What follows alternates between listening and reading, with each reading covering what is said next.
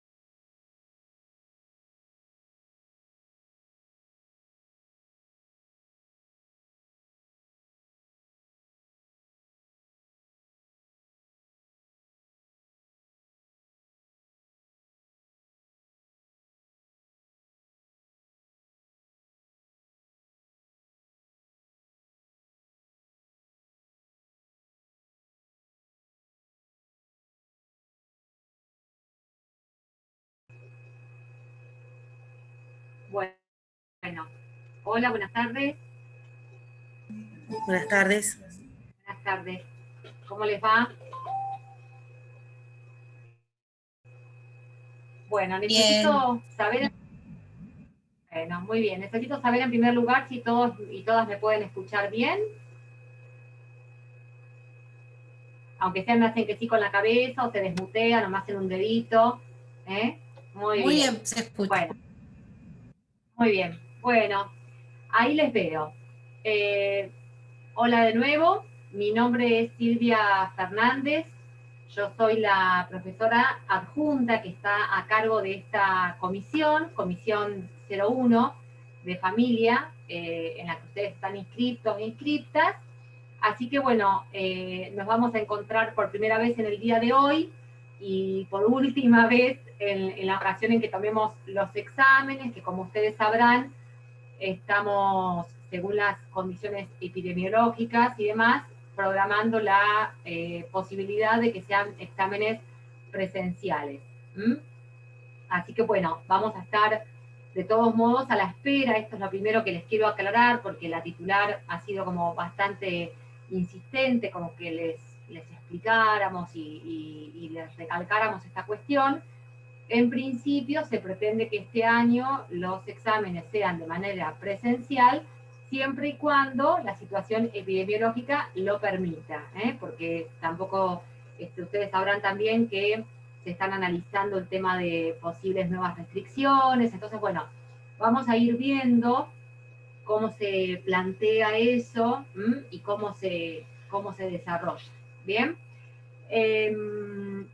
Luego, por razones de orden, para comenzar con la clase de hoy, algunos comentarios que les voy a hacer, ustedes saben que en la virtualidad no tenemos posibilidad de tomarles asistencia de manera verbal o de manera oral, pero tenemos los docentes las listas en nuestro poder y la indicación que tenemos de parte de la doctora Roth, que es la titular de la cátedra, es pasar asistencia con relación a las presencias que efectivamente verifiquemos en el Zoom.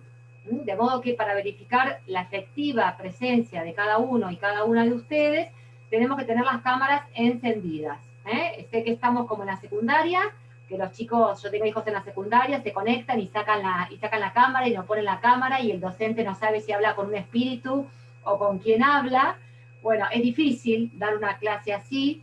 La verdad, por lo menos en lo personal, extraño mucho la presencialidad, pero la manera de saber que cada uno de ustedes está ahí detrás de esa cámara es tenerlos y tenerlas de manera presencial. No importa si la casa está desordenada, si no, mi espacio también está desordenado, porque llego corriendo de trabajar y enseguida me arrojé sobre la computadora para empezar la clase. Así que eso no nos importa, no nos interesa si tenemos cara de dormido, de despierto, no pasa nada. Lo importante es que nosotras podamos verificar que cada uno de ustedes, así como si fuera de manera presencial, irían a la facultad, estarían presentes, sentados en una silla y darían el presente, de esta manera están de manera o de manera virtual detrás de la máquina, pero les estamos viendo, les vemos. Está perfecto que todos nos hayamos silenciado, por supuesto que esto va a facilitar que podamos llevar adelante la clase con menores interferencias, pero les quiero de todos modos comentar que a medida que yo vaya llevando adelante la clase, cualquier duda o cualquier cuestión que surja, ustedes se desmutean, me interrumpen, porque por ahí no los voy a ver levantando la mano o tal cosa, me interrumpen y hacen la pregunta. Posiblemente vuelquen consultas en el chat, a veces tengo la posibilidad de verlas, otras veces no, porque por ahí a veces uno ocurre que está como muy atenta a lo que está hablando y tal vez no veo lo que dice el chat. Entonces, posiblemente ustedes hacen una pregunta a través del chat y yo no las leo. Por ejemplo, en este momento lo voy a leer, no tiene cámara web, no hay problema, tiene PC de escritorio, no tiene cámara, no hay problema. Pero quienes tienen cámara, bueno, la idea es podernos ver, aunque sea de esta manera, y poder llevar adelante la clase de una manera un poco más activa. ¿Bien? Así que sin ningún tipo de reparo ni ningún problema, cuando ustedes tengan alguna duda, que siempre es bienvenido que las tengan, porque para eso son las clases, si no estudiarían la materia libre y la darían de manera libre. Cuando tengan cualquier tipo de duda, me interrumpen sin ningún problema y charlamos, y revisamos el concepto, lo que no se haya entendido y demás. Ustedes tienen, bueno, la otra cuestión para comentarles, antes de empezar con el tema de hoy, tienen la plataforma. En la plataforma les hemos subido, ustedes vayan mirándola, que frecuentemente nosotros damos la clase y les subimos algún material relacionado con la clase. Normalmente todos los PowerPoints que utilizamos en las clases se los subimos, los convertimos a PDF para que suban con mayor facilidad y se los subimos, así que ustedes los van a tener de todas las docentes que estemos dando las clases. Por ahí si no lo tienen en el mismo día, al día siguiente va a aparecer, porque siempre vamos a tratar de mantener ese orden en el dictado de las clases. ¿Bien? Y cuando hayan temáticas que lo mediten de alguna manera distinta, y por ahí se les pueda subir algún otro tipo de material, algún artículo de doctrina o algún tipo de jurisprudencia en particular, se los vamos a ir subiendo también. ¿Bien? También ahí en la plataforma, nosotras les fuimos indicando cuál era la bibliografía que se aconseja que ustedes puedan utilizar en esta cursada. Tengan en cuenta que, por supuesto, que el código es la primera herramienta, o lo primero que tienen que tener a la mano es el código, pero también tengan en cuenta que hay muchos temas en los cuales realmente es un auxilio muy importante contar con el material de doctrina que les sirva para complementar. Así que también ahí en la página nosotros les hemos puesto, les hemos sugerido 2 manuales que están en circulación, están en la biblioteca de la facultad. No sé cómo está el tema de la disponibilidad de la biblioteca ahora con el tema de las restricciones, pero incluso posiblemente tienen algunos compañeros y compañeras de oportunidades anteriores, de cuatrimestres anteriores, que también se nos pueden facilitar. Y si no, si es algún capítulo específico, nos consultan y nosotros tratamos de facilitárselo. ¿Bien? Está el manual que compila la doctora Chechile y el manual que compila la doctora Marisa Herrera. ¿Bien? Profe, Tengan en cuenta. perdón que le interrumpa así. De casualidad, Sí. porque se escucha con mucha interferencia, ¿usted tiene un cooler en la computadora de los que enfrían el...? Ah, ahí se escucha mejor, ¿no? Yo escucho un zumbido todo el tiempo. Puede ser, a mí me pasó, por eso le pregunto. Claro, como, ¿viste el que enchufás a la compu para que se refrigere? ¿No? No, no tengo eso. Ah, todo... Bueno, voy a tratar de... ¿No? ¿Me escuchan el resto? Si lo mejor yo entonces.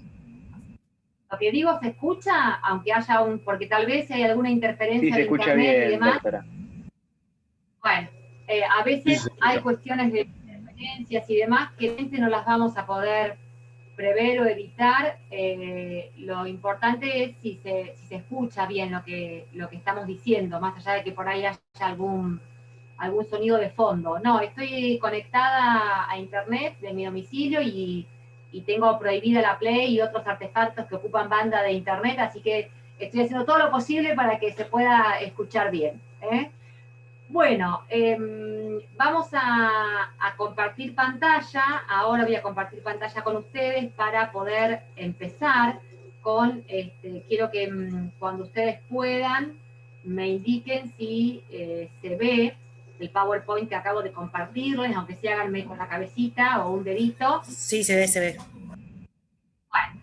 Bueno, vamos a empezar con este tema de régimen patrimonial del matrimonio, que podríamos decir que es uno de los temas que puede ofrecer un poco más de complejidad al momento de estudiar la materia, pero que, bueno, confiamos en que con las clases ustedes puedan sacarse todas las dudas que tengan al respecto y que cuando quizás yo les insista con algún tema como un tema conceptual muy importante, ustedes puedan, ¿no?, hacer como una fijación de eso y después revisar el material y volver tal vez en la próxima clase a preguntar cualquier cuestión que les haya quedado dando vuelta. Siempre las preguntas, su pregunta no molesta, como dicen en las publicidades, y realmente no molestan en la clase. Así que consultan todo lo que quieran. A partir de ahora yo no voy a prestar tanta atención al chat, así que hacen como hizo Ayelen, que se desmuteó y automáticamente preguntó, operan de la misma manera. ¿Bien? Bueno, ¿de qué vamos a hablar cuando hablamos de régimen patrimonial del matrimonio, ¿no?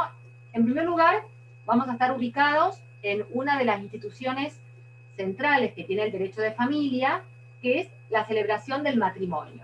Bien, ustedes saben que el matrimonio es un acto jurídico en virtud del cual dos personas se van a someter a un determinado régimen, a un determinado sistema, y que ese sistema, al cual las personas deciden someterse a través de la celebración del matrimonio, va a traer una serie de consecuencias a nivel personal y consecuencias a nivel patrimonial también. ¿Bien? Algo muy importante que quiero aclararles, porque por ejemplo el viernes pasado tomé mesa libre y uno de los estudiantes que estuvo en la mesa libre cometió este error tonto, pero que la verdad que es central en materia de familia. El matrimonio no genera ningún vínculo de parentesco. Yo no soy pariente con mi cónyuge. Bastante que ya es mi cónyuge y ya lo tengo que soportar como tal. Pero no genero, ¿no? Los vínculos de parentesco son los vínculos del derecho de familia que yo genero con otras personas, como por ejemplo con mis hijos, con mis padres, mis hermanos, mis tíos, etc. Todo esto es el parentesco.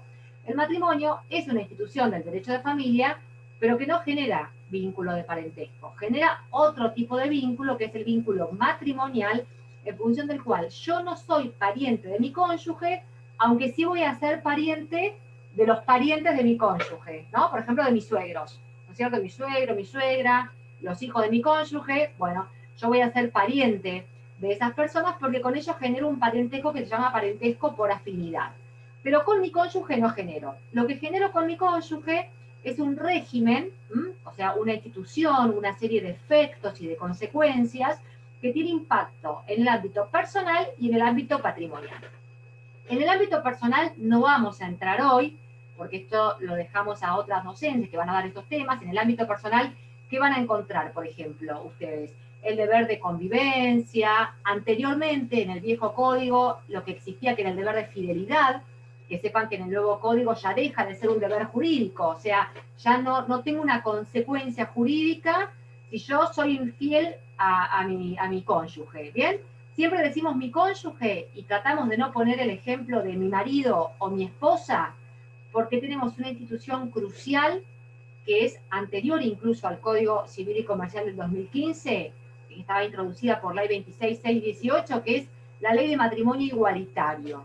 Con lo cual, a veces uno, por un ejemplo cómodo, y a veces yo también cometo esto, ¿no? Que por una cuestión de convencionalidad o por una cuestión de comodidad uno dice, bueno, si por ejemplo la cónyuge hace tal cosa y el cónyuge tal otra. Bueno, uno lo pone a veces en términos de este binario, pero sepan que el matrimonio es una institución que puede involucrar perfectamente a personas del mismo sexo, que esto también ya lo saben socialmente, digamos, lo conocen, no es algo que yo les tenga que contar. Esto viene como efecto de una consecuencia sumamente importante que fue la llamada Ley de Matrimonio Igualitario, que es anterior al Código Civil y Comercial y que el Código Civil y Comercial, por supuesto, reafirma y consolida. Siempre que yo hablo de efectos del matrimonio, está prohibido hacer cualquier tipo de distinción fundada en el sexo de los contrayentes. Me da igual que sean una mujer y un hombre, dos hombres o dos mujeres. Por lo pronto siempre son dos. Esto sí, todavía no ha cambiado, aunque se habla del poliamor, el amor libre y cantidad de cosas. Bueno, en nuestra idiosincrasia, en nuestras sociedades occidentales, esto no ha cambiado. Entonces, sí seguimos hablando de dos personas. Pero estas dos personas, vale aclarar, pueden ser de igual o de distinto sexo. Entonces, a veces cuando yo les ponga por ahí un ejemplo, si me escuchan que yo digo el cónyuge o la esposa y demás, bueno, tengan en cuenta que tal vez es una cuestión más de costumbre, son 20 años dando un tipo de régimen y de repente tener que incorporar estas nuevas modalidades a veces hace que uno que quedó como en el ejemplo, ¿no? Inconscientemente con el ejemplo grabado, si se puede decir. Pero bueno, siempre sabemos que entre estos cónyuges, sean mujeres o sean hombres, se generan una serie de efectos. Efectos personales, dijimos, y efectos patrimoniales. Estos son los efectos que nos van a interesar a nosotros. ¿Qué quiere decir que hay un régimen patrimonial? Quiere decir que no es lo mismo estar soltero o soltera que estar casado. Y que por el efecto de la celebración del acto jurídico del matrimonio, desde el mismo día en que yo contraje matrimonio, aunque lo sepa o no lo sepa, me preocupe de esto o me preocupe nada más de la fiesta y de la luna de miel, se van a empezar a generar un montón de relaciones jurídicas. Estas relaciones jurídicas que se van a ir generando son relaciones de carácter patrimonial. ¿Bien? Quiere decir esto que a pesar de que mi cónyuge, como aclaramos, no es un pariente, sí es una persona con la cual yo tengo un vínculo jurídico. Ese vínculo jurídico que tengo con este cónyuge o esta cónyuge me genera este régimen patrimonial. Entonces, es interesante o es necesario ver cómo plantea el Código Civil y Comercial este régimen patrimonial. Les digo cómo lo plantea el Código Civil y Comercial porque en realidad ustedes no han tenido la oportunidad, afortunadamente, de estudiar el régimen derogado, el régimen del Código Civil hoy derogado, que era un régimen mucho más estricto, digamos, un régimen como mucho más limitante. ¿Por qué? Porque el régimen del Código Civil derogado adoptó la postura que a la época de sanción del código y a la época de leyes troncales que fueron modificando el código, incluso la 17711, la ley 23515 de divorcio vincular y demás, no se modificaron cuestiones esenciales al régimen patrimonial, como por ejemplo, ¿cuál es el régimen? ¿Qué pasa cuando yo me caso? Está bien, genero un régimen patrimonial. ¿Cuál es ese régimen? Tradicionalmente, ese régimen fue el régimen que llamábamos de la ganancialidad, que es un régimen que hoy en día también tenemos y que ahora vamos a explicar de qué se trata. Este era el único régimen patrimonial, es decir, automáticamente por el hecho de la celebración del matrimonio, yo quedaba inmiscuida o quedaba incorporada en este régimen patrimonial que era el régimen de la ganancialidad.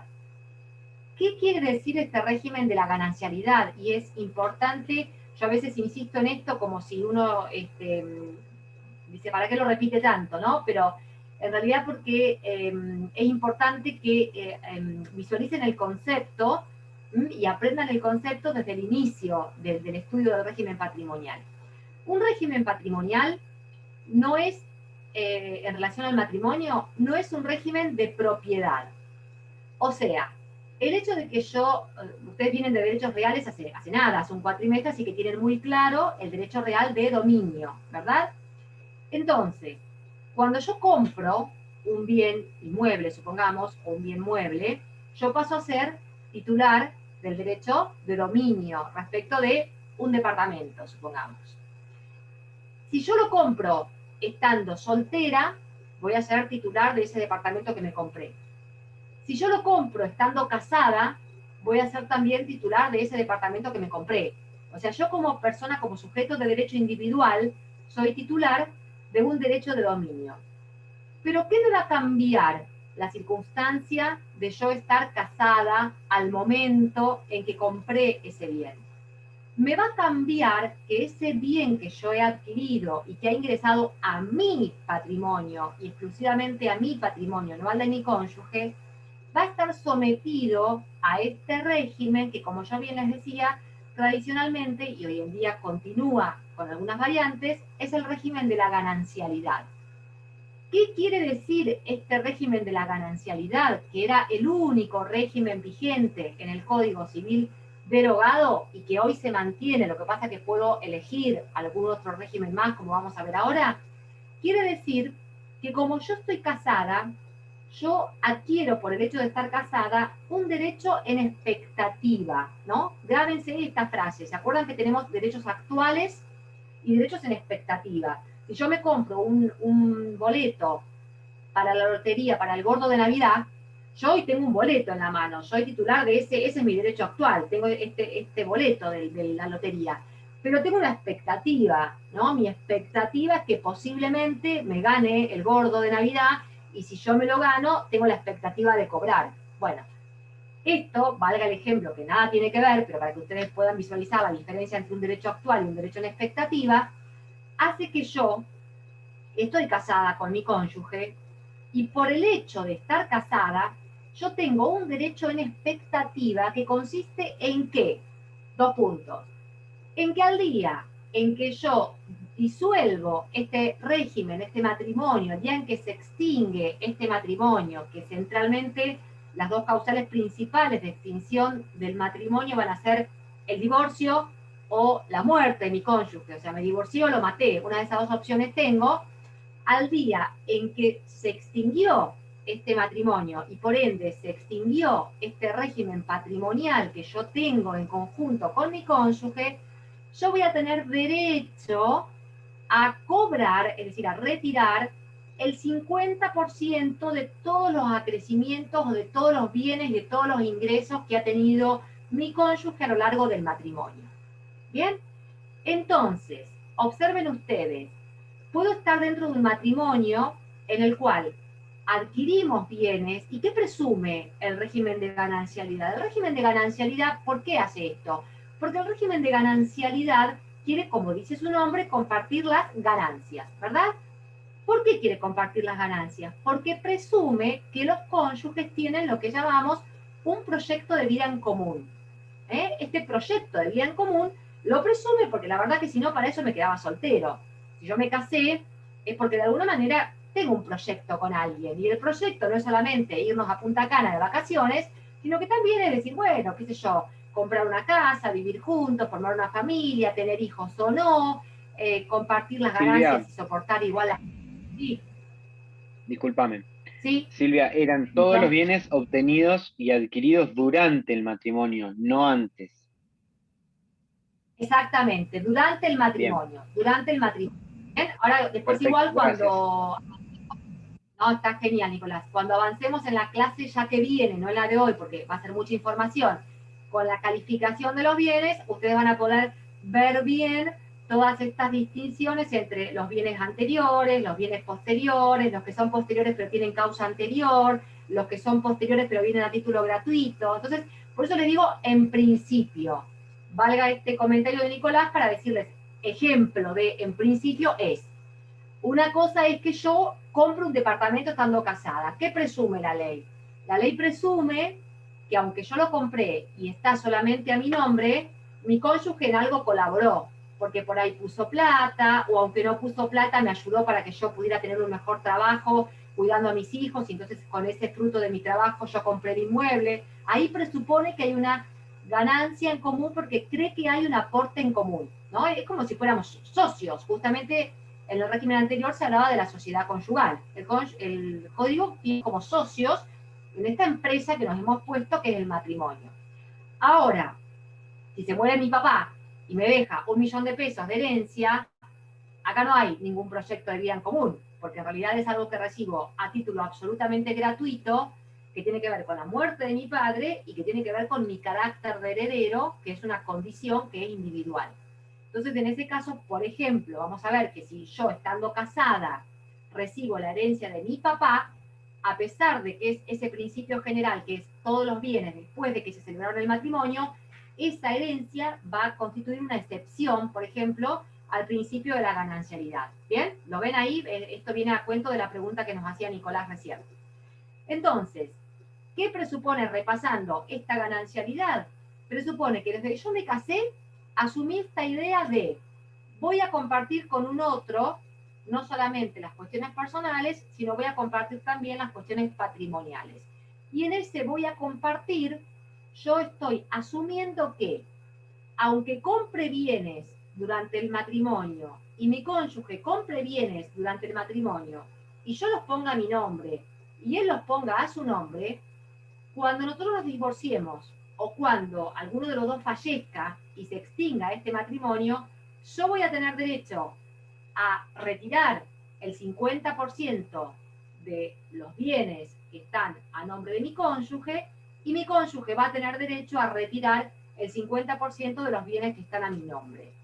¿Qué quiere decir esto? Que al momento de la extinción vamos a formar algo así como lo que llamamos como una masa ganancial, ¿no? Es como que cuando sea el momento de la muerte o el momento del divorcio, vamos a abrir una bolsa y vamos a meter adentro, estoy haciendo una ficción, ¿no? Una comparación muy tonta, vamos a meter dentro todas las ganancias que tuvo este matrimonio, todos los bienes que forman parte de este matrimonio.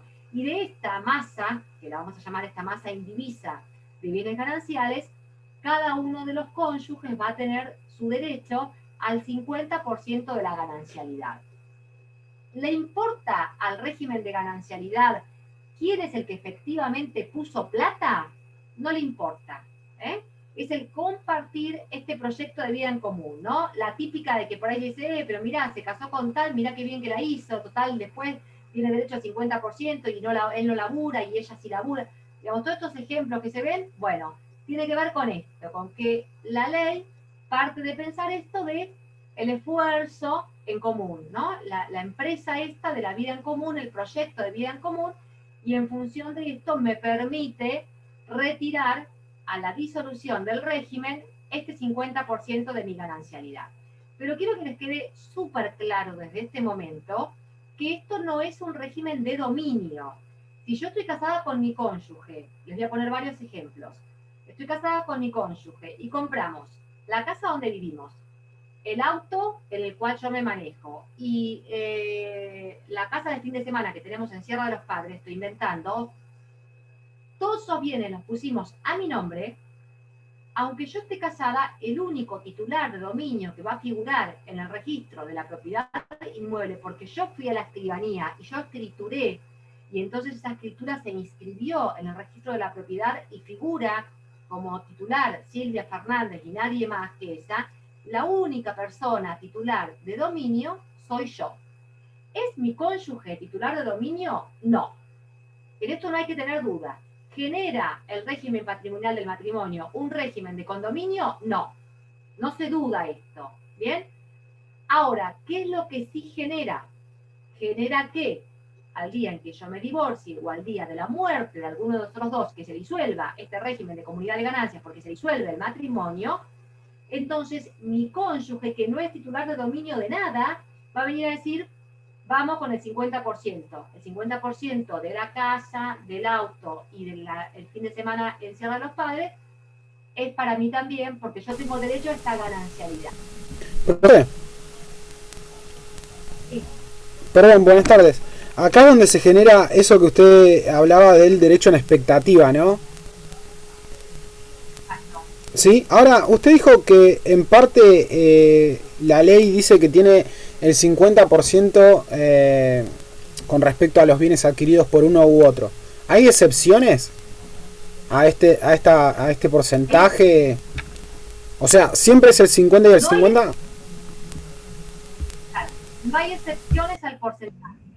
Hay excepciones a los bienes, como dijimos, esta regla general de la ganancialidad no comprende a todos los bienes. Esto lo vamos a ver la clase que viene, qué bienes se comprenden y qué bienes no. No hay excepciones ni hay posibilidad de hacer un pacto distinto respecto de decir vamos a ir a un 70-30. Eso no existe. El régimen de ganancialidad quiere decir que yo participo con una expectativa que siempre es igual a un 50%. ¿Bien? Cualquiera de los dos cónyuges participan con esa expectativa. Este es el régimen de ganancialidad que, sin embargo, permite, por ejemplo, que los dos cónyuges nos pongamos de acuerdo y digamos, ok, ¿vamos a comprar una casa para vivir juntos? Bueno, vamos a comprar una casa. Pero ¿sabes qué? Queremos ser propietarios, queremos ser titulares de dominio los dos. ¿Qué tenemos que hacer para eso? Vamos a la escribanía los dos juntos y compramos los dos. Juan Pérez les vende a Silvia y a su cónyuge, a ambos, un bien determinado. Y ambos somos condóminos, pero porque nos hemos ido a ser parte de este condominio, a ser cotitulares de dominio. Pero esto es lo mismo que si yo tuviera una amiga y quiero comprar una casa a medias con mi amiga. Yo puedo ser condómino de quien yo tenga ganas y puedo ser condómino de mi cónyuge.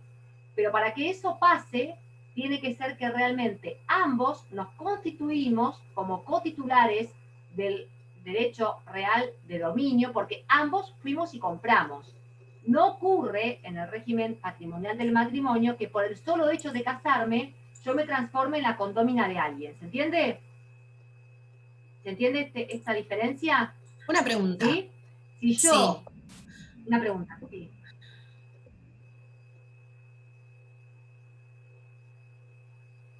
Hago la pregunta. ¿Escucho a alguien? Sí, sí, sí.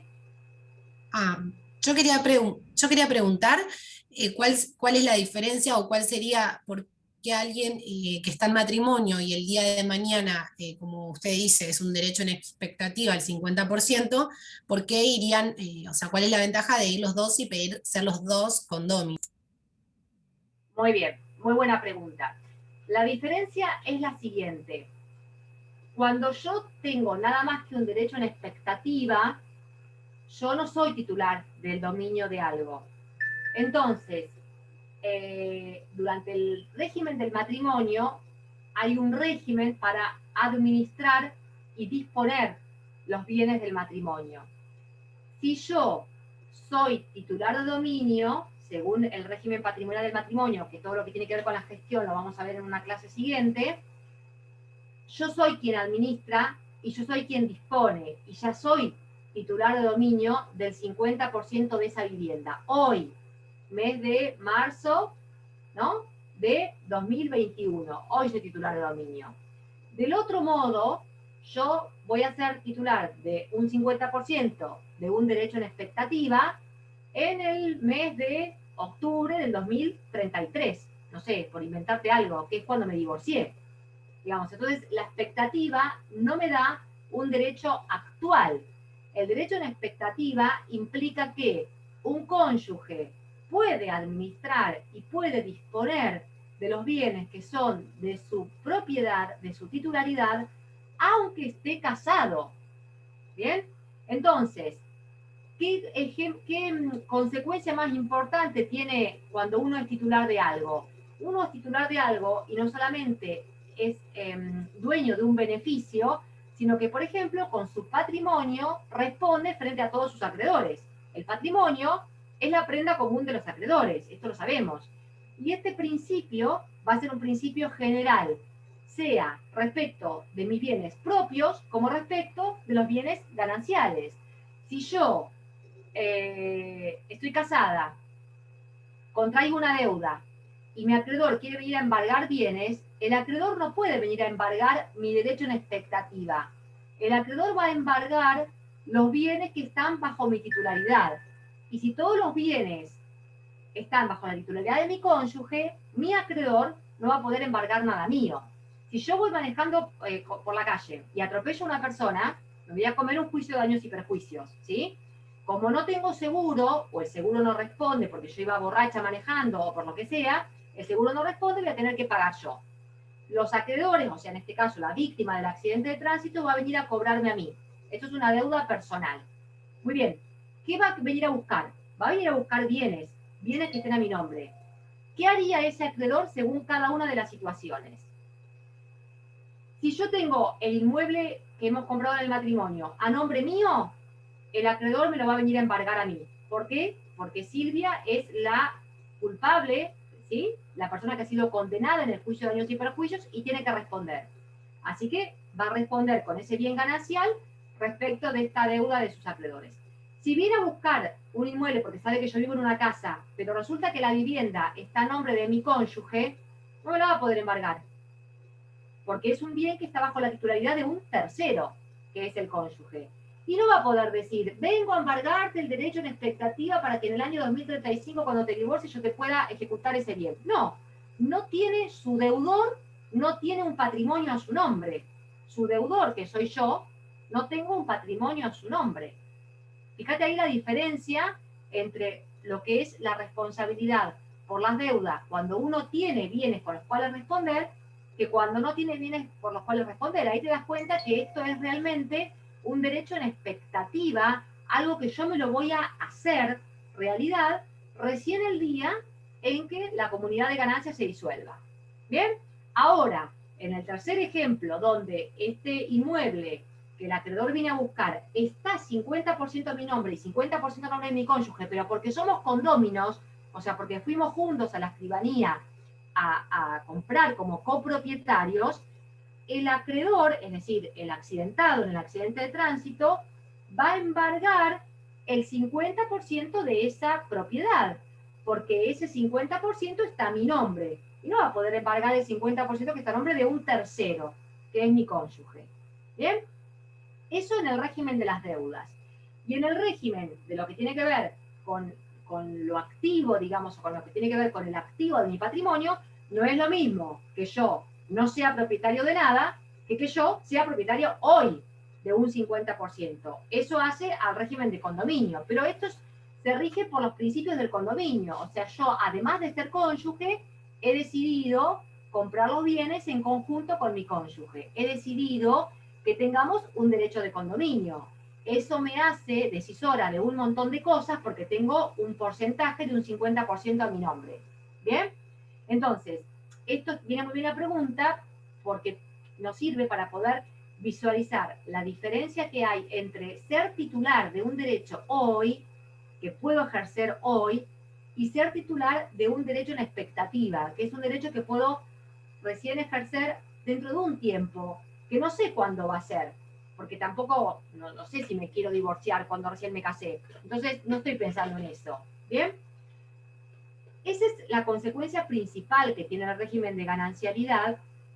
Vamos a ver, a medida que avancemos con los regímenes, que hay toda otra serie de consecuencias también que hacen a someternos a un régimen de deudas, a un régimen de gestión, digamos, a un montón de otras cuestiones que tienen que ver con que la ley busca darle garantías. Fíjense que yo les he hablado mucho esto de un derecho en expectativa a muy largo plazo, pero la ley me tiene que dar algún tipo de garantía, porque si no yo me voy a quedar así mirando cómo de acá a 25 años que mi cónyuge se muera, me dilapida todo lo que se compró y todo lo que pusimos todo a nombre de él cuando nos casamos, y los 25 años de matrimonio pusimos todo a nombre de él, y yo me quedo mirando que él dilapida todo el patrimonio, y a la disolución del régimen mi expectativa se transformó en 0,0.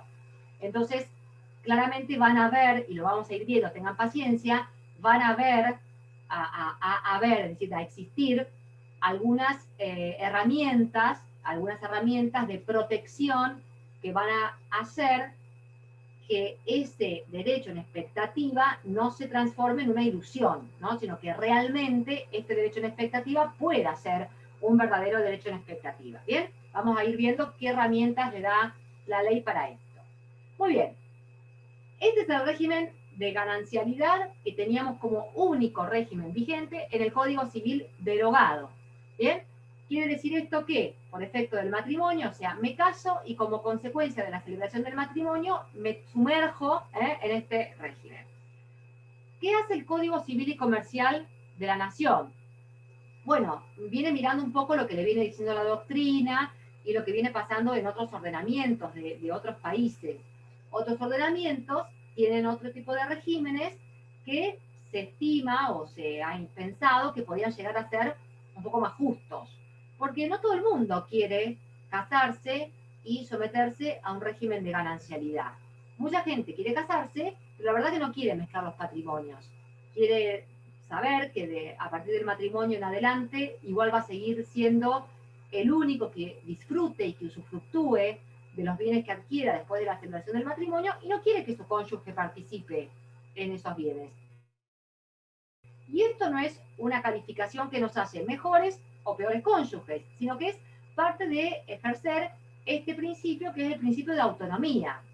Así como yo fui súper autónoma y me casé porque quise, porque en principio se supone que nadie me llevó al registro civil con un revólver, porque si no el matrimonio podría ser nulo por vicio de violencia, entonces acá nadie me llevó, fui autónomamente, lo decidí. Bueno, que esta misma autonomía sea la autonomía que esté presente a la hora en que yo decida, bueno, ¿qué hago? ¿Me someto a un régimen patrimonial de ganancialidad, donde vamos a tener un derecho en expectativa al 50%, o me someto a un régimen donde a los efectos de los bienes va a ser prácticamente igual que estando separados? Porque lo que yo adquiera va a ser mío y siempre va a ser mío, no va a haber derecho de expectativa, y lo que adquiera mi cónyuge va a ser de él y siempre va a ser de él. O sea, no solamente va a ser un titular de dominio actual, sino que a futuro no va a haber derecho en expectativa. Y eso es otro régimen que existe en el derecho comparado y que entonces el Código Civil y Comercial toma e incorpora, que es el régimen de separación de bienes. Fíjense que los nombres son muy claros. Régimen de ganancialidad, que lo llamamos también de comunidad de ganancias. Cuando yo hablo del régimen de comunidad, hablo de este régimen de comunidad de ganancias, que es el que les estuve explicando todo este ratito, y régimen de separación de bienes. En el régimen de separación de bienes, hacemos a la idea, para que ustedes lo grafiquen, no es técnico decirlo así, pero quiero ejemplificárselos, hacemos a la idea de que no estamos casados, ¿no? Porque en realidad, cuando el matrimonio se disuelva por el divorcio o por la sucesión, es decir, por la muerte del cónyuge, no va a existir este régimen, este derecho en expectativa a cobrar el 50% de las ganancias de mi cónyuge. El régimen de separación de bienes dice, sí, tienen un proyecto de vida en común, pero ese proyecto de vida en común lo tienen mayormente en el ámbito personal y no lo tienen tanto así en el ámbito patrimonial. ¿Bien? Entonces, esto hace el principio de autonomía. Ahora, el código se pregunta cuando se redacta, ¿no? Digamos, el código no se pregunta nada porque es un cuerpo normativo, pero digo, los autores del código se preguntan al momento de su redacción, ¿está bien que esto sea así?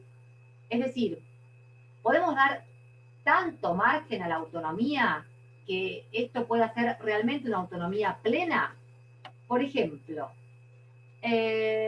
un cónyuge puede comprar todos los bienes durante el matrimonio, ponerlos todos a su nombre y demás, y vivir 30 años con su otro cónyuge y no tener durante esos 30 años ningún tipo de obligación patrimonial en relación a su cónyuge. No puede haber, no debe haber ningún tipo de relación de naturaleza patrimonial en relación a su cónyuge.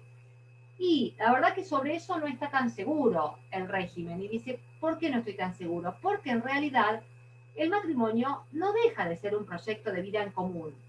Entonces parece que de alguna manera yo no puedo ser tan ajeno al patrimonio de mi cónyuge. No puede ser tan indiferente para mí que yo esté nadando en la abundancia y que mi cónyuge no tenga posibilidad de alimentarse, que los hijos en común no tengan posibilidad de alimentarse, que como todo está a mi nombre, yo decida, por ejemplo, vender la vivienda familiar y a mi cónyuge lo deje en la calle. Realmente la autonomía no puede llegar a tanto, piensa el régimen, ¿no? Entonces, esto de la autonomía hay como que contrabalancearlo. Vieron que el derecho siempre es un juego de equilibrio, ¿no? De equilibrio de intereses, de equilibrio de situaciones, donde uno tiene que tratar de balancear estas situaciones. Y entonces acá aparece otro principio, que es un principio esencial al derecho de las familias, que es el derecho de este principio de la solidaridad. De alguna manera, la ley no puede aplaudir que un cónyuge deje al otro en la miseria. La ley no puede aplaudir que yo haya llegado a mi casa y me encuentre con un camión de mudanza en la puerta porque mi cónyuge, como es el titular de dominio de la vivienda y estamos en un régimen de separación de bienes, decidió venderla, total ella tiene 55 departamentos más en los cuales puede vivir y yo de repente quedé en la calle. Esto no es autonomía, esto es una desviación del principio de autonomía y para eso se incorpora este principio de solidaridad que lo que hace es tratar de decir, bueno, ok, ¿querés ser autónoma? Dale, te dejo ser autónoma, pero con un cierto grado de solidaridad. Este principio de solidaridad lo que va a generar es la existencia de algunas restricciones que tiene el régimen de comunidad de ganancias y el régimen de separación de bienes, que quieren decir que, aunque los cónyuges decidan un régimen o decidan el otro régimen, van a estar sujetos a determinados pisos mínimos, ¿no? Un piso mínimo. Lo mínimo es que esto lo tenemos que asegurar.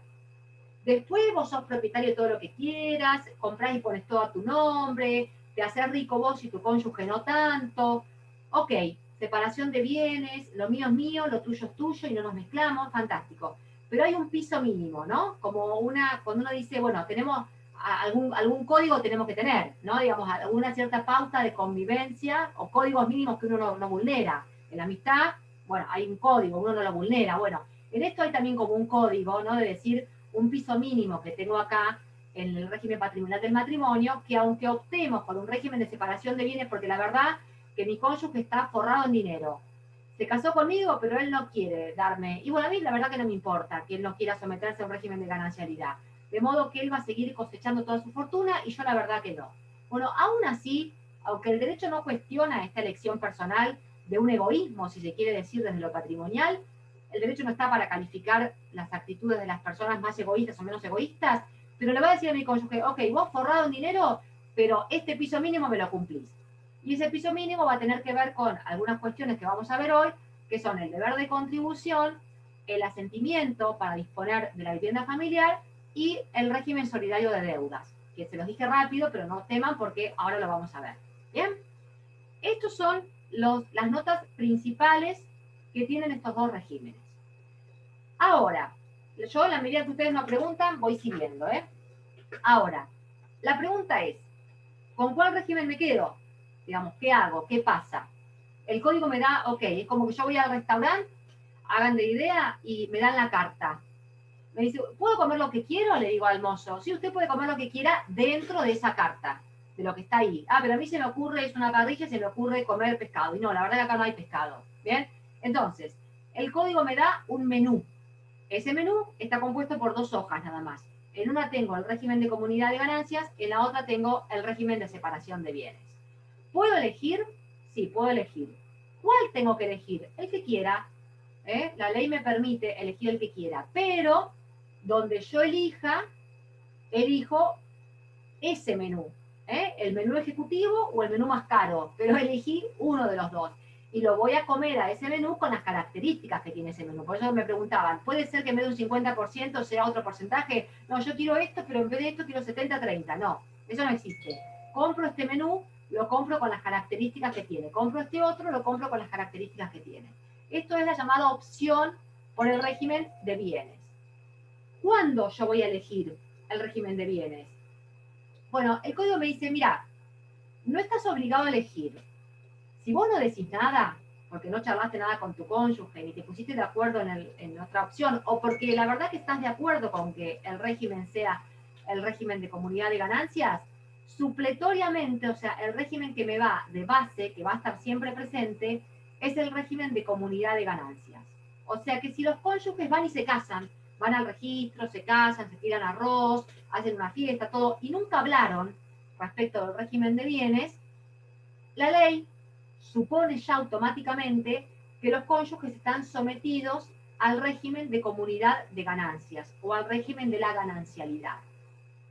Si los cónyuges no quisieran estar sometidos a este régimen de ganancialidad porque les gusta el régimen de separación de bienes, van a tener que decirlo.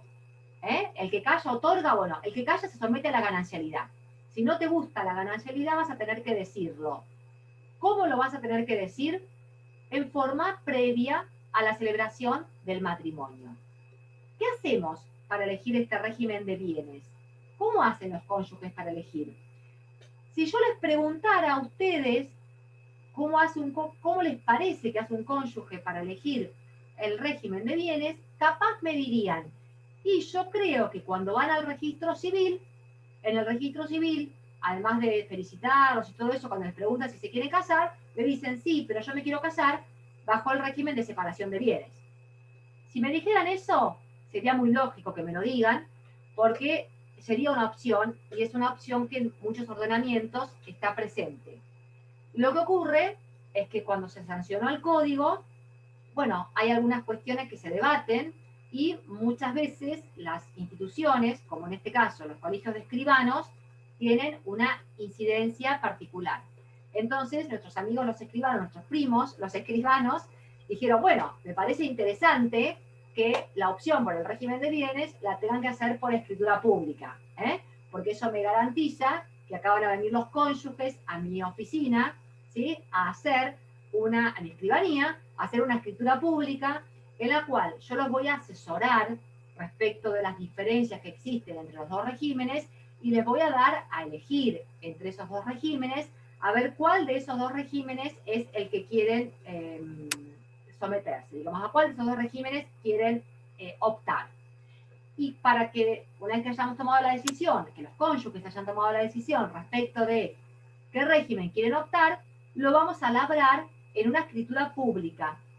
Esa escritura pública que hicieron los cónyuges la van a llevar el día de la celebración del matrimonio y la van a inscribir marginalmente, en el costadito del acta de matrimonio. ¿Para qué? Para que tenga oponibilidad a terceros.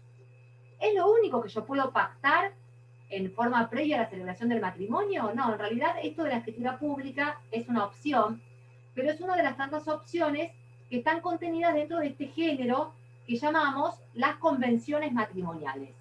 ¿Qué es una convención? Un acuerdo. Vamos a hacer algunos acuerdos prematrimoniales, previos a la celebración del matrimonio. En esos acuerdos prematrimoniales yo voy a poder optar por cuestiones relacionadas como el régimen de bienes, voy a poder dejar asentado qué bienes llevó cada uno al matrimonio. Imagínense que yo soy no sé, a ver qué deporte puedo pensar. Un ciclista famosísimo que justamente compito con una bicicleta que sale una fortuna, la pagué $, esta bicicleta.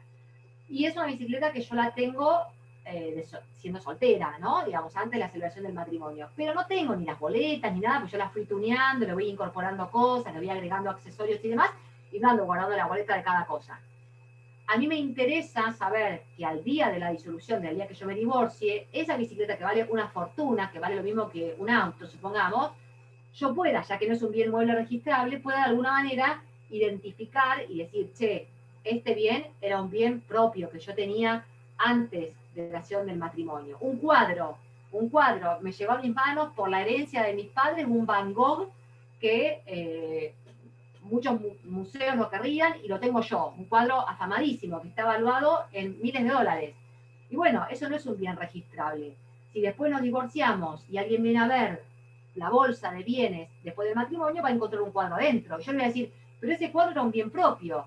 Y no sé, ¿dónde está la boleta? ¿Dónde está la factura de compra? ¿Dónde está algún tipo de prueba que me acredite que ese bien era un bien de carácter propio? Entonces, tengo la opción de en estas convenciones prematrimoniales dejar asentado los bienes propios que cada uno de los cónyuges lleva al matrimonio. Este es uno de los contenidos que les pongo como ejemplo que puede haber dentro de las convenciones prematrimoniales.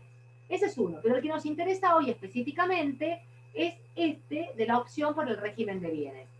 Yo lo que voy a hacer es optar a través de esta escritura pública por el régimen de bienes. Ese régimen de bienes, esta opción que yo hago a través de esta escritura pública, la voy a inscribir marginalmente en el acta de matrimonio. ¿Para qué? Para que pueda ser oponible a terceros y los terceros sepan. Ustedes van a decir ahora, ¿para qué quieren saber los terceros? Lo vamos a ver, aguante con esa intriga hasta la clase que viene, donde vamos a ver el régimen de gestión de los bienes y van a entender por qué a un tercero le importa saber si yo cónyuge estoy en un régimen de comunidad de ganancias o en un régimen de separación de bienes. Déjenlo en el freezer eso ahora. Entonces, Profe, disculpe, ¿necesariamente se debe dejar constancia en una escritura pública de cuál de los dos se elige o solamente de uno tenés que dejar constancia? Eso no entendí. Si vos no decís nada, digamos, ir a hacer una escritura pública para poner en la escritura, me quiero someter al régimen de comunidad de ganancias, es al Pepe, por decirlo educadamente, ¿no? ¿Por qué? Porque si yo no digo nada, la ley automáticamente me deja metida en el régimen de comunidad. Yo me caso mañana y no abro la boca, estoy sometido a un régimen de comunidad. Entonces, ir a ver a un escribano, contratarlo para que me haga una escritura pública, le tengo que pagar y me someto al régimen de comunidad de ganancia, no tiene sentido, porque el silencio va a ser igual al régimen de comunidad. Ahora, si yo quiero estar sometida a un régimen de separación de bienes, sí o sí voy a tener que ir a hacer esa escritura pública previa, porque esto se discute incluso después de la sanción del Código Civil y Comercial, esto de decir, ¿por qué el Código no le permitió a los cónyuges que ante el oficial del registro civil, que es gratis, digan la opción por el régimen de bienes? Y bueno, el Código no lo permitió, el artículo es claro respecto de qué es por escritura pública, y que cuando establece las cuestiones relacionadas con el régimen de bienes, cualquier disposición que contraríe la cuestión de forma, por ejemplo, es de nulidad. Entonces, no es una opción válida elegir el régimen de separación de bienes en en la persona del oficial del registro civil. No está esa opción. Capaz, en una futura reforma legislativa. ¿Hay un fundamento con respecto a eso, profe? De ese Claro, tipo que no se puede. El fundamento que te puedo decir es el de la realidad. La realidad es que los colegios de escribanos hicieron, digamos, una fuerza considerable respecto de conservar parte de los actos jurídicos bajo la esfera de la intervención de los escribanos. Y en este sentido se dijo que el hecho de concurrir a un escribano garantiza el asesoramiento, que el escribano te va a asesorar qué diferencias tiene un régimen en relación al otro, cómo te podés preservar o proteger de un régimen en relación al otro, etcétera, y que por eso le da mayores garantías a la opción. Pero uno podría haber dicho, bueno, que lo manifiesten ante el oficial del registro civil con patrocinio letrado. Lo que pasa es que es como ridículo ir a casarte con un abogado. O sea, los abogados vienen después, en realidad, cuando me divorcio, ¿no? Imagínate que cada uno nos fuéramos a casar y que para elegir el régimen de bienes en el registro te digan, pero usted tiene que venir con abogado, para que yo esté segura de que usted sabe. Entonces tenés que ir vos, tu cónyuge, los testigos, que tus amigos, testigos y el abogado. Entonces, no. Claro, hay una cuestión, primero de cobro y segunda de que el escribano no quiere perder su negocio y su parte en este procedimiento, ¿no? Digamos que el escribano se beneficia, claramente. Claramente el escribano se beneficia. Una pregunta. En el sentido de que es una fuente de trabajo. ¿Eso es el 447 cuando habla de nulidad de otros acuerdos? ¿Sería eso, que si hacen algo por fuera de la escritura pública? ¿O a qué se refiere? Nulidad, no, nulidad de otros acuerdos se refiere a que si hacemos cualquier otro acuerdo que no sean estos que estamos diciendo, los que te dice el 446. O sea, si yo hago un acuerdo que dice que le agrego un inciso y le agrego el inciso F y le pongo, pactamos que él va a ser responsable de todas las deudas y yo no me voy a hacer cargo de ninguna deuda, eso es de ningún valor. Si pactamos que yo voy a tener una expectativa al 80 y él va a tener un 20, eso es de ningún valor. O sea, de lo único que yo puedo acordar es de ese menú, de esas 4 opciones que me da el artículo. Los bienes que llevó al matrimonio, la anunciación de las deudas, el inventario, la opción por el régimen de bienes. ¿Bien? Digamos, eso es lo único sobre lo cual yo puedo... ¿Está? Silvia, Ahora, te hago una pregunta. Sí, ¿cómo no? ¿Se puede hacer mixto, un régimen mixto que tenga comunidad, ponele, para una casa y una otra propiedad? No. Bien, No, perfecto. no, No, porque tenía esa duda. No. El régimen es único siempre. O yo opto por la comunidad o opto por la separación. Lo que sí puede haber, que tiene que ver con lo que les iba a decir justito ahora, es esto de, ok, yo me casé en el año 2004.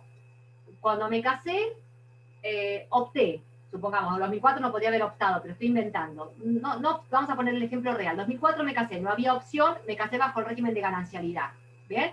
Entonces quedé casada. Año 2015 salió el código, me da derecho de opción. ¿Puedo decir ahora, uy, che, a mí la verdad, qué lástima que esto no existía cuando yo me casé, porque la verdad que me gustaría cambiar el régimen patrimonial? Sí puedo hacerlo. Y si me casé en el año 2016, y en el año 2016 no opté por el régimen de separación de bienes, me quedé en la ganancialidad, y me arrepentí de esto, en el año 2017, o sea, después de un año, puedo cambiar nuevamente el régimen de bienes. Y puedo volverlo a cambiar si quiero nuevamente dentro de un año. La realidad es que la gente no anda cambiando de régimen por deporte, ¿no? Digamos, no es que están aburridos, mañana qué podemos hacer, este verano nos vamos al sur o cambiamos de régimen. Digamos, nadie hace eso. Pero la realidad es que uno puede empezar con un régimen y en algún momento determinado de la evolución del matrimonio, seguir con otro régimen.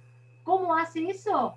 Con una opción, con una nueva opción que ejerce nuevamente por escritura pública y que nuevamente anota marginalmente en el acta de matrimonio, dejando esta constancia marginal, y que la única salvedad o el único requisito que tiene que cumplirse para esto es que transcurra un plazo de un año entre una opción y la otra, ¿no? La idea es, bueno, ¿cuánto nos duró el régimen? Y el régimen nos duró un tiempo más o menos prudencial, que se estimó en un año, y en este tiempo prudencial hemos visto que podíamos elegir o podíamos decidir che, la verdad que este régimen no nos complace del todo, mejor vamos a ir a un régimen distinto, que es el de la ganancialidad o de la separación.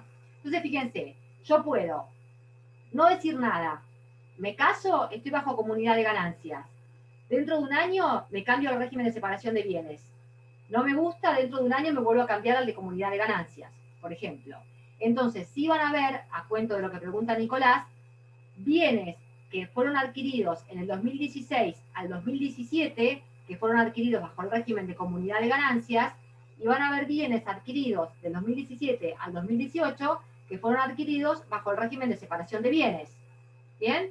Entonces, ahí sí voy a tener esto de un régimen y otro régimen, bienes que son parte de un régimen y bienes que son parte del otro. Pero no es porque yo conviva con dos regímenes o coexista con dos regímenes. Yo no convivo con dos regímenes.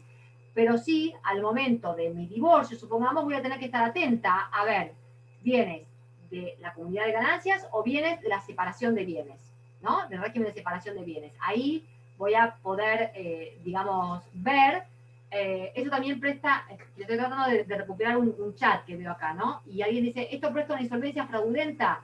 Bueno, en realidad no respecto de una insolvencia, por eso tiene que ver con un derecho de opción. Ahora, que yo puedo utilizar el cambio de régimen para defraudar a algún acreedor, puedo hacerlo. Por esto es que el código insiste con la escritura, digamos, la anotación marginal, la anotación en el acta de matrimonio, en el costado del acta de matrimonio, que yo pueda optar por ese régimen de separación de bienes o mantener el régimen de ganancialidad y que esto esté inscrito en la nota marginal del acta de matrimonio. ¿Bien? Entonces, bueno, esto creo que responde, digamos, la pregunta. Bien. Ahora, ¿vamos bien por acá? Sigo un poquito más. Arrancamos con este régimen primario que vamos a desarrollar entre esta clase y la clase que viene. ¿Qué me pasa con estos dos regímenes? El de ganancialidad o comunidad de ganancias y el régimen de separación de bienes. Yo les dije, autonomía, somos todos autónomos, somos todos mayores de edad, todos capaces, vamos al escribano, elegimos el régimen, fantástico. Ahora, a la ley no le es indiferente que yo deje a mi cónyuge en un estado de desprotección, porque puede haber un cónyuge que es mucho más vulnerable que el otro y quede en un estado de desprotección. Para evitar ese estado de desprotección, el código va a establecer esto que dijimos, hay códigos, ¿no? Hay pisos mínimos. Bueno, este piso mínimo, que es lo que vamos a llamar este régimen primario, o piso mínimo obligatorio, lo podemos encontrar descrito en los libros, ustedes lo van a encontrar como régimen primario, como piso mínimo obligatorio, en el código lo van a encontrar como disposiciones comunes a ambos regímenes. Quiere decir que hay 4 cuestiones, que son el deber de contribución, el asentimiento para la vivienda y el régimen de deudas, y una cuarta que podríamos creer que es el mandato entre cónyuges, que las vamos a aplicar a cualquiera de los dos regímenes. O sea, que lo que vamos a ver de ahora hasta la finalización de la clase y que vamos a seguir viendo la semana que viene, son aquellas disposiciones que van a ser obligatorias le hace igual a imperativas, imperativas para ambos cónyuges en cualquiera de los regímenes, de los dos regímenes en los cuales yo esté. No me importa si yo quise tener un régimen patrimonial bien diferenciado del de mi cónyuge, y por eso me sometí al régimen de separación de bienes, porque la verdad que no quiero compartir nada patrimonialmente con mi cónyuge. Bueno, ¿sabes qué? Noticia, algunas cosas las vas a tener que compartir. Porque a pesar de que estés en un régimen patrimonial de separación de bienes, estás casado. Y estar casado somete a algún tipo de cuestiones que son imperativas o que son obligatorias desde la ley.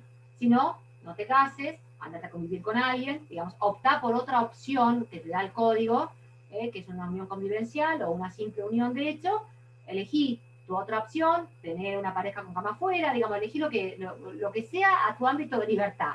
Pero si vos optás por el matrimonio, obligadamente vas a tener un régimen. Porque sea el menú de la página 1 o el de la página 2, hay algo que todos los menús, hagan de cuenta que esto dijimos del restaurante, bueno, los dos menús traen la misma entrada. El plato principal después lo cambiamos, es ganancialidad o separación de bienes, pero la entrada o la bebida que se consume, obligatoriamente es la misma para los dos regímenes, si queremos hacer una analogía así medio burda o más básica. ¿Bien? Entonces, estas disposiciones son inderogables y se fundamentan en la solidaridad familiar. La primera de estas obligaciones, la primera de este piso mínimo obligatorio, el primer punto que tenemos, es el que llamamos el deber de contribución. ¿Mm?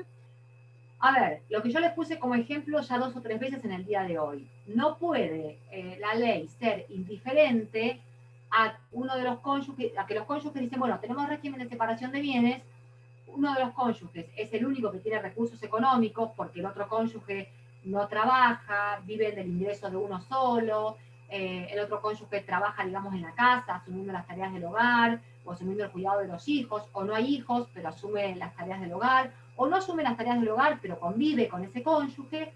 Hay una obligación que ambos cónyuges tienen por igual, que es sostener, digamos, contribuir al propio sostenimiento del hogar y al sostenimiento de los hijos comunes. ¿Bien? Es decir, yo puedo estar sometida a un régimen de separación de bienes, pero no puedo decir a mi cónyuge, ay, qué lástima, compré la cena, pero solo para mí. La verdad que no te compré nada. Ay, pero ¿cómo no compraste nada para que no, y no, porque estamos en un régimen de separación de bienes, y los bienes míos son míos y los tuyos son tuyos. Les pongo un ejemplo muy tonto, pero para que lo entiendan, ¿no? Entonces, realmente no puedo decir, bueno, mirá, yo solvento vacaciones familiares para mí y para mis hijos. Si vos no tenés fondos para pagarte las vacaciones, qué lástima, te vas a tener que quedar.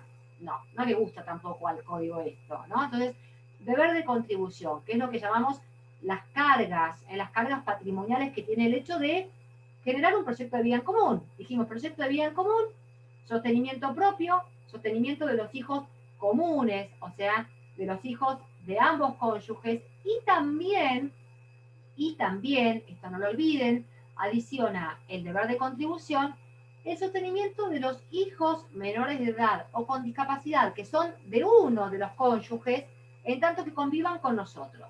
Ejemplo, yo me casé con un cónyuge que tiene un hijo de una unión anterior, nos fuimos a vivir juntos y en la casa vivimos nosotros dos, los dos cónyuges, nuestros 2 hijos en común y el hijo que él tiene de la unión anterior, y entonces cuando yo me hago cargo de todos los gastos del supermercado, compro para todos, pero no compro para el hijo de él. Si yo tengo obligación en la vestimenta, compro para todos, pero no compro para el hijo de él. Si pagamos los gastos de la escuela, mandamos a los 4 hijos a escuela privada, pero al de él lo mandamos a escuela pública y no le compro la virome ni el cuaderno para la escuela. No, acá hay deber de solidaridad, deber de contribución. Hijos menores de edad o hijos con discapacidad, aunque sean de uno solo de los cónyuges, pero que conviven dentro de este proyecto de vida en común, entran dentro de este deber de contribución. ¿Bien? Y en este deber de contribución, el código tiene en cuenta que en realidad difícilmente hay un cónyuge que no colabore, porque en realidad la colaboración no es solamente una colaboración económica, sino que la colaboración también es una colaboración personal. Por esto el código habla de esto de el trabajo en el hogar, también se constituye o se considera como una contribución a las cargas del hogar. ¿Qué quiere decir esto? Que el cónyuge, que tradicionalmente o mayormente es la mujer, pero hay modelos de familia donde esto está invertido, donde quien sale a trabajar es la mujer y quien se queda asumiendo las cargas del hogar, el cuidado de los hijos, limpiar la casa, hacer la comida, llevar a los chicos a la escuela y demás, es el marido, o puede ser la esposa, puede ser cualquiera de ellos dos, o si es un matrimonio igualitario, es cualquiera de ellos dos. Lo cierto es que hay uno que se queda en la casa y que asume este deber de contribución. Bueno, este deber de contribución hace que, a pesar de que no contribuyo trayendo un sueldo todos los meses al hogar, esta tarea en el hogar se computa como una contribución a las cargas. Entonces, no me puede venir a decir, che, ya no contribuye en nada. Sí, mira, yo contribuyo, ¿sabes qué? Plancho, lavo, cocino, llevo a los chicos a la escuela, hago las tareas, los llevo a inglés, los llevo al club, me ocupo de llevarlos con los amigos, les doy plata para que salgan, digamos, no contribuyo económicamente, pero de alguna manera contribuyo de muy buena manera con lo que tiene que ver con este deber de contribución o de cargas. Cuando el código habla de contribución a las cargas, quiere decir contribución a las responsabilidades que hay en el ámbito interno del hogar. ¿Qué quiere decir contribuir con los gastos del hogar? es un concepto amplio. Vieron que yo les puse el ejemplo hasta de las vacaciones, ¿no? Entonces, yo no podría decir, yo me pago OSDE para mí y a toda mi familia la tengo sin obra social. ¿Por qué? Porque estoy en un régimen de separación de bienes y quiero que solamente usufructuar los beneficios yo. No, realmente hay un deber de contribución y mi cónyuge me puede demandar judicialmente. Si me demanda judicialmente estando casados, ya estamos complicados en el matrimonio, pero es posible que lo haga, por decir, bueno, acá solventame los gastos de salud, es decir, todos aquellos requerimientos que tengan que ver con los gastos del hogar, los gastos de la conservación de la vivienda, los gastos de uso común, los gastos relacionados con los muebles, etc. Y, como dijimos, la crianza y educación de los hijos, sean hijos comunes o sean hijos propios del otro cónyuge, conviven con nosotros. Después van a ver ustedes, cuando estudien responsabilidad parental, no los quiero mezclar ahora, pero van a ver también que, bueno, ojo, que si ese hijo en común, que es el hijo de mi cónyuge, convive con nosotros, igual ese hijo tiene una madre en algún lado, ¿no? O un padre en algún lado, que es el que no convive conmigo. Bueno, ese también tiene obligación alimentaria en relación al hijo. ¿Bien? Pero esa obligación alimentaria no elimina, lo que el código hace es traer muchas personas obligadas al pago de los alimentos para que de alguna manera entre todas estas personas se garantice la cobertura de lo que tiene que ver con los gastos de crianza de este hijo en común.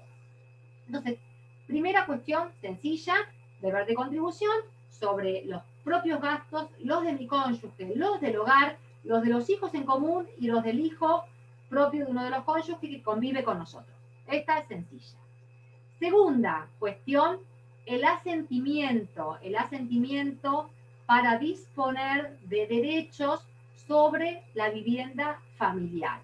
Yo les puse un ejemplo también como muy sencillo hace un rato y les dije, ¿qué pasaría si yo llego del trabajo y veo un camión de mudanzas en la puerta de mi casa, que era la vivienda donde yo vivía? Lo que pasa es que estamos en un régimen de separación de bienes y está a nombre de mi cónyuge, entonces él administra y dispone, y resulta que a la mañana estuvo en una escribanía y la vendió, y ahora me está haciendo la mudanza, y yo me encuentro con que me quedo sin vivienda familiar, y me encuentro con que me quedo sin los muebles de la vivienda familiar, y resulta que tenemos un matrimonio de hace 15 años.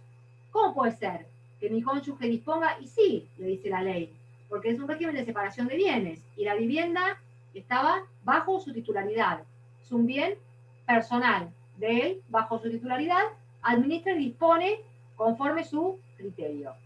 Y no me parece muy justo, sinceramente no me parece muy justo. ¿Por qué? Porque no hablamos de cualquier bien, no hablamos de un cuatriciclo, no hablamos de uno de los autos que tiene la pareja, no hablamos de una de las casas que tiene de vacaciones en cualquier lugar del país, sino que hablamos nada menos que de la vivienda familiar. Entonces el código dice, hay un piso mínimo, tenemos códigos también con la vivienda, y la vivienda familiar no se toca, es decir, no se disponer de derechos, les puse el ejemplo de la venta, pero no es lo único, disponer de derechos es también hipotecar, por ejemplo. Supongamos que el cónyuge decide ir a sacar un préstamo al banco e hipotecar la vivienda familiar, y la verdad que la está poniendo en riesgo, porque si después no podemos pagar esa hipoteca, nos van a venir a ejecutar esta hipoteca y vamos a perder la vivienda familiar. Entonces el código habla de este asentimiento para disponer de derechos sobre la vivienda familiar y sobre los llamados muebles indispensables. Muebles indispensables, acuérdense, son todos aquellos muebles que están dentro de la vivienda que tienen un sentido de una necesidad para la vida familiar. Y la verdad que no me va a sacar la heladera, no me va a sacar el lavarropas, la cocina, la televisión, hoy en día, digamos, la computadora, que es mi elemento de trabajo, es decir, todos estos muebles que son muebles que llamamos también inembargables, porque hacen a la vida del deudor y que por eso no se pueden embargar. Bueno, son estos muebles indispensables que no puedo disponer o no puedo tampoco transportar. ¿Bien? ¿Qué pasa si el cónyuge viola este requisito? Bueno, la sanción, específicamente la sanción de nulidad. El cónyuge fue y sacó un préstamo hipotecario, yo puedo demandar la nulidad de ese crédito garantizado con derecho real de hipoteca. Entonces, la nulidad de esta garantía que se constituyó sobre la vivienda familiar, la nulidad de la venta que se hizo sin tener mi asentimiento. Esto de tener el asentimiento es un requisito que integra el acto. Supongamos, mi cónyuge quiere vender la vivienda familiar. Estamos de acuerdo, la vamos a vender porque con esa vivienda y una diferencia de plata que él va a poner, vamos a comprar otra vivienda más grande. ¿La puedo vender? Sí, la puedo vender. Pero la ley quiere asegurarse de que yo estoy enterada, de que yo sé que van a querer vender esa vivienda y entonces me llama al acto y me dice, vení a dar tu conformidad. Eso quiere decir asentir. En realidad yo no vendo, porque el titular de dominio es él, pero la ley me llama a prestar mi asentimiento, a prestar mi conformidad. Me dice, ¿usted está de acuerdo? Sí, estoy de acuerdo. Bueno, la ley me llama para eso. Los que por ahí alguna vez tuvieron alguna oportunidad de comprar o vender un auto, o vieron que sus padres compraron y vendieron un auto, o un amigo tuvo que ir a comprar un auto que otro le vendió, han visto que a veces decían, tiene que ir la mujer a firmar el 08, ¿no? O tiene que ir el marido a firmar el 08 también. Bueno, eso es otro tipo de asentimiento, pero es lo mismo. Es una protección especial, un asentimiento especial que es para el régimen de comunidad de ganancias, que es para todos los bienes registrables, ¿sí? Para todos los bienes registrables, yo quiero vender mi auto que está bajo mi titularidad, como estoy bajo un régimen de comunidad de ganancias, para todos los bienes registrables tiene que venir mi marido a firmar el 08, o sea, a firmar el título de disposición. En este caso, este asentimiento que se presta es un asentimiento exclusivo en relación a la vivienda familiar. ¿Por qué? Porque lo que me interesa es proteger los derechos que tengo sobre la vivienda familiar. ¿Cuál vivienda familiar? Cualquiera. Lo único que me interesa es que sea la vivienda familiar. Puede ser régimen de ganancialidad, puede ser bien ganancial, puede ser bien propio, puede ser régimen de separación de bienes, puede estar alquilada, es decir, cualquiera sea la naturaleza de ese bien inmueble que constituye la vivienda familiar, yo voy a tener que exigir el asentimiento de ese otro cónyuge, de mi cónyuge, para que mi cónyuge consienta, es decir, esté de acuerdo, manifieste su conformidad con el acto de disposición de derechos que yo estoy llevando adelante. Y repito, tengan en cuenta no hablar de para vender la vivienda, porque es para vender, para hipotecarla, para gravarla, para donarla, para establecer una servidumbre, para constituir un derecho de usufructo. Yo le quiero dar el usufructo de la vivienda familiar a mis padres para que mis padres vivan en un usufructo vitalicio hasta que mueran. No puedo si no tengo el asentimiento de mi cónyuge. Entonces son actos de disposición porque realmente causan un perjuicio a esta garantía esencial que tiene un matrimonio, que es la ocupación de la vivienda familiar. ¿Cuándo tengo que dar este asentimiento? Tiene que ser un asentimiento relacionado con el acto. Por esto es nulo. Ahí se acuerdan que hace un rato preguntaron qué quería decir el 447 cuando decía cualquier otro acuerdo que no sea de los previstos en el 446. Eso preguntó Ayelén, si yo no me confundo. Muy bien. Sí, yo. Perfecto. Suponete que yo en la convención matrimonial pusiera, y en este acto, ¿no? En este solemne acto, le doy asentimiento a mi cónyuge para todos los actos que se le ocurra hacer. No puedo, ¿no? Eso sería una decisión, una disposición nula. El asentimiento tiene que ser relacionado con el acto. Entonces, o voy a la escribanía con él, o se lo doy en una escritura paralela, en una escritura aparte, pero tiene que estar relacionado con el acto concreto. Tengo que saber cuál es el acto, qué vamos a hacer. ¿Vamos a vender la vivienda? Muy bien. ¿Cuándo la vamos a vender? ¿A quién? ¿En qué valor? ¿Cuál es la operación de compra-venta? Digamos, todos ese tipo de requisitos tiene que tener el asentimiento y anula el código cualquier tipo de asentimiento de carácter anticipado, es decir, que yo pueda darle al momento de la celebración del matrimonio, por ejemplo, un mandato general para decir, asentí todo a mi nombre, que yo estoy de acuerdo con todo lo que vos asientas. ¿Bien? ¿Qué pasa si el cónyuge no me da esa autorización? La verdad que la cónyuge se encaprichó, o el cónyuge se encaprichó, porque la verdad que es una buena oferta, podemos vender esta vivienda, podemos ponerle un dinero extra y comprar una vivienda en mejores condiciones, o el cónyuge es incapaz y no puede prestar este asentimiento, está ausente, ausencia con presunción de fallecimiento, o transitoriamente está impedido de expresar su voluntad En ese caso puedo pedir una autorización judicial supletoria, o sea, voy a tener que recurrir a un juicio de autorización judicial en cuyo marco el juez va a evaluar si esta autorización corresponde conforme con el interés familiar. ¿Es beneficioso para los cónyuges tener esta autorización judicial que se está pidiendo? ¿Es beneficioso para los cónyuges hipotecar la vivienda familiar? Y sí, la verdad que es beneficioso porque en realidad es un préstamo a una tasa baja, y aunque hipoteca la vivienda familiar es para construir 2 pisos arriba de esta vivienda que va a ampliar el valor, y es porque ahora tienen hijos y resulta que quieren tener mayores comodidades en la casa, pero no se ponen de acuerdo los cónyuges. Bueno, voy a evaluar si esto es beneficioso o es justificado al interés familiar. Ahora, si me está diciendo que quiere embargar la vivienda, que quiere hipotecar la vivienda para ponerse una empresa que es un riesgo económico, comercial, que no sabe si no la va a dejar en la ruina, posiblemente esto no es adecuado al interés familiar y el juez rechace esta autorización judicial supletoria. ¿Bien? Muy bien. Hasta ahí vamos bien, y vamos a entrar en el tercer componente del régimen del piso mínimo obligatorio, y con esto ya los dejo, me parece, porque vamos a ir estando bien con la hora, que es la llamada responsabilidad solidaria. Quiero explicarles estos últimos porque ya fue como mucho contenido para una sola clase, y me interesa darle los últimos minutos al tema de la responsabilidad solidaria. ¿Se acuerdan lo que dijimos? Piso mínimo obligatorio, autonomía, pero algún tipo de obligaciones, algún tipo de requisitos mínimos que tengo que cumplir. Y se acuerdan que también dijimos obligaciones de mantener las propias necesidades, las necesidades de mi cónyuge, las necesidades de los hijos menores e incapaces y las del hijo de mi cónyuge que convivan conmigo. Todo esto tiene que ver con esta solidaridad, con esto de que tengo que hacerme cargo de cosas que, aunque por ahí no las asumí yo, la verdad que corresponde que me haga cargo, porque es justo que me haga cargo también de esto, porque somos un proyecto de vida en común.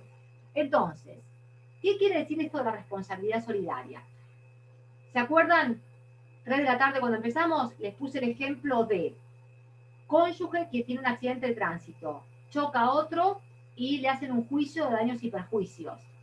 Eso es una deuda que llamamos una deuda personal, porque es una deuda que responde a la responsabilidad extracontractual. ¿Quién chocó? Yo. ¿Quién manejaba? ¿Mi cónyuge o yo? Yo. Entonces, la demandada voy a ser yo.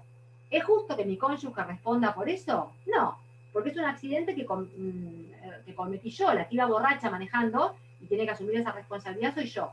Esto es una deuda personal. Que yo esté casada, ¿cambia esto? Es que porque estoy casada, cuando me pide los papeles del auto, el otro me dice, bueno, dame tu número de documento, tu póliza de seguro, ¿y cómo se llama tu marido? Fulano de tal. ¿Y qué número de documento tiene? Bueno, le voy a iniciar una demanda a él también. No, digamos, no hay responsabilidad solidaria, no somos siameses por el hecho de habernos casado. Cada uno mantiene su régimen de responsabilidad como un sujeto de derecho diferenciado.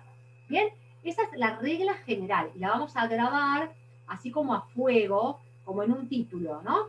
La responsabilidad de los cónyuges por las deudas que cada uno de ellos contrae es una responsabilidad separada. Bien, este es nuestro principio general. Los cónyuges contraen deudas estando casados. Sí, señor, contraen deudas. ¿Por esas deudas se hacen responsables solidariamente? No. Cada cónyuge responde por las deudas que él ha contraído, con sus bienes propios y con los bienes gananciales de su titularidad, porque responde con todo su patrimonio. Pero cada cónyuge responde por las deudas que hacen a sus propias obligaciones asumidas en su carácter de sujeto de derecho, que no es una masa con su cónyuge, sino que es un sujeto de derecho diferenciado. ¿Bien? Ese es como nuestro título, la responsabilidad de los cónyuges durante el matrimonio, se los digo así despacito, es una responsabilidad separada. Ahora, mirá si yo te pongo este otro ejemplo y a ver qué opinan ustedes. Mi marido y yo decidimos que nuestros hijos vayan a una escuela privada, ¿no? Entonces, la más cara elegimos. Entonces, voy a la escuela, los anoto, qué sé yo, Y le digo, bueno, si yo voy a ser la responsable, la que firma los papeles, todo fantástico, la escuela me inscribe, le digo, ponémelo en débito automático, para que todos los meses me cobren la cuota y me la descuenten de mi caja de ahorro. Genial, firmo la planilla, débito automático. Muy bien. Un día, no me empieza a alcanzar la plata de lo que tengo en mi cuenta, gasté muchas cosas, contraje otras deudas, lo que sea. La verdad es que cada vez que la escuela va a buscar dinero a mi caja de ahorro para debitarme la escuela, no encuentra. Y dice, no hay. Entonces me llama, señora, mire, usted está pagando la escuela, bueno, la dejó de pagar, porque cada vez que vamos a buscar a su caja de ahorro no hay. Ah, no, porque me quedé sin trabajo, no sé, la razón que quieran ustedes, el hecho es que, ¿sabes qué? No voy a poder pagar la escuela. ¿Sería lógico que la escuela pueda ir al otro cónyuge a decirle, che, ¿sabes qué? Esto es una responsabilidad que le corresponde al matrimonio, principio de solidaridad, familia, proyecto de vida en común, además de que sos el padre de estos chicos y tenés dentro de tu obligación alimentaria lo que sería la educación? ¿Sería lógico? Claro que sí, porque estas son obligaciones contraídas para atender a lo que en un sentido amplio el código llama necesidades del hogar, sostenimiento y educación de los hijos. Si dijo de contribución, en el primer artículo, en el punto 1, dijo deber de contribución respecto de las necesidades del hogar, las necesidades del otro cónyuge, las de los hijos comunes y las de los hijos del otro cónyuge que conviven con nosotros, también responsabilidad solidaria. O sea, si tengo esta obligación, tengo que tener la carga de responder solidariamente. Entonces la escuela le va a cobrar a mí, que soy la que contraté con la escuela, y si yo no logro pagar esta deuda y no me hago responsable de esto, le va a ir a cobrar a mi cónyuge. Mi cónyuge podría decir, ah, no, pero yo no contraté. En cualquier otra deuda podría decirlo, en cualquier otra deuda, ¿sí? Que no sean necesidades del hogar. Pero en esta deuda que es necesidades del hogar o sostenimiento de educación y la educación de los hijos comunes o de los hijos de uno que conviven con él, acá la responsabilidad va a ser solidaria. Entonces, esta responsabilidad solidaria del piso mínimo obligatorio hace una excepción al régimen de separación de deudas. El régimen es la separación de responsabilidades, pero no es lo mismo chocarte a otro en un accidente de tránsito que tener que hacerte cargo de la escuela de tus pibes. Claramente no es lo mismo. En un caso, responsabilidad separada, en otro caso, responsabilidad solidaria. ¿Bien? Entonces, ¿con qué o a qué se debe o a qué apunta esta pregunta de la responsabilidad solidaria? ¿A qué hace ese tercero? ¿Qué hace el supermercado Carrefour? Que no le pagan la tarjeta de crédito que compraron 10.000 pesos en alimentos en el supermercado para las necesidades del hogar y no se lo pagan. ¿Qué hace la escuela? ¿Qué hace el SEM, el Instituto de Inglés, el ICA? ¿Qué hacen todas estas instituciones que contrataron con uno de los cónyuges y ese cónyuge no paga esas deudas? ¿Ante quién va ese tercero? Y va al cónyuge que le contrató, pero va también al otro cónyuge porque el otro cónyuge tiene lo que se llama esta responsabilidad solidaria. ¿Bien? Entonces, repasando, para con esto ir cerrando, ¿cuál es el principio? El principio es que no soy responsable por las deudas de mi cónyuge. El principio, valga la paradoja, es que el cónyuge es irresponsable. Bueno, muchas veces es así, el cónyuge es un irresponsable, pero en este caso el cónyuge es irresponsable por las deudas del otro cónyuge. Esto se aplica en ambos regímenes. No hay una responsabilidad común. Que yo esté casada no me hace codeudora. Así como no me hizo condómino, ¿se acuerdan que les dije? No piensen que por estar casados son condóminos. No piensen que por estar casados son codeudores. ¿Bien? Ahora, ¿cuándo sí el código me va a considerar en una responsabilidad solidaria? Acuérdense que las deudas solidarias son aquellas en las cuales el acreedor me puede cobrar a mí o le puede cobrar al otro deudor, nos puede cobrar a cualquiera de los dos y nos puede cobrar el todo.